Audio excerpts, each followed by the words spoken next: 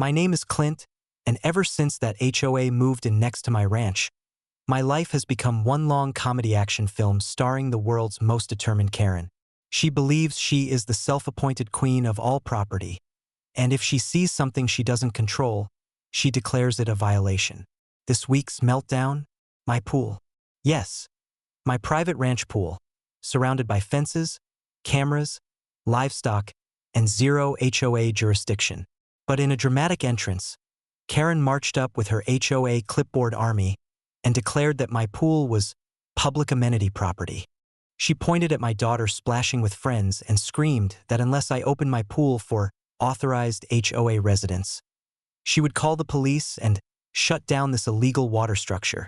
I told her calmly that the pool was closed for repairs and cleaning, which was true. We were replacing the water filtration panels. But Karen, fueled by pure entitlement and sunscreen fumes, yelled, "Oh no you don't.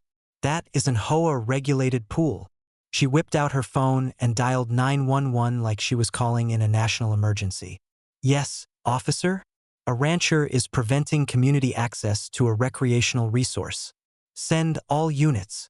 What she didn't know, and what made Destiny giggle that day, was that activating the emergency services for a recreational facility enforcement actually triggers a state health and safety review.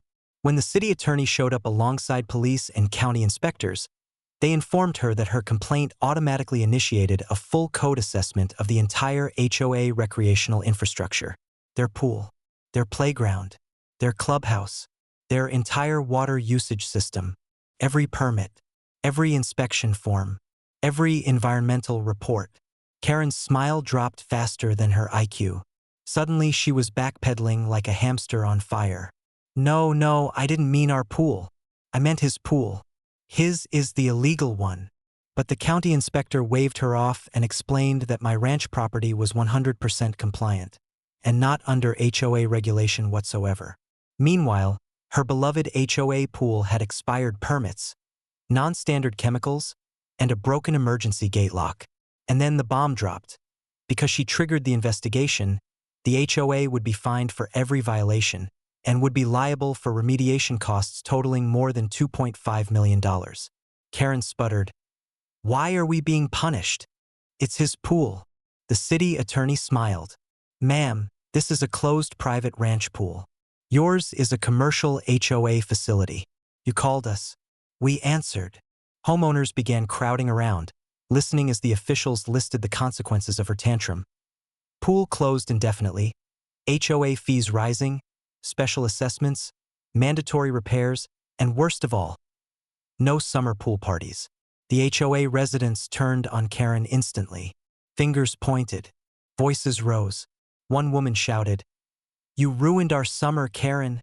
Another yelled, "I just paid off my assessment from your garden statue fiasco." Someone even threw a pool noodle at her. Karen claimed it was an attempt on her life, but the officers ignored her and walked to me instead. "Sir, sorry you got dragged into this. Everything's in order here. Have a good day." I leaned on the fence, real casual, and said loud enough for the whole crowd to hear, "Hey Karen, next time you want to swim, just ask nicely." Karen's face turned colors I've only seen in expired yogurt. The officers drove away. The HOA stormed after her like villagers with torches. And I, the quiet rancher who just wanted a peaceful afternoon, became the legend who accidentally destroyed an entire HOA summer with a single pool sign. And the cherry on top, I put up a new engraved plaque beside my pool gate the next morning. "Private pool, Karen-free zone. Violators will trigger another $2.5 million fine."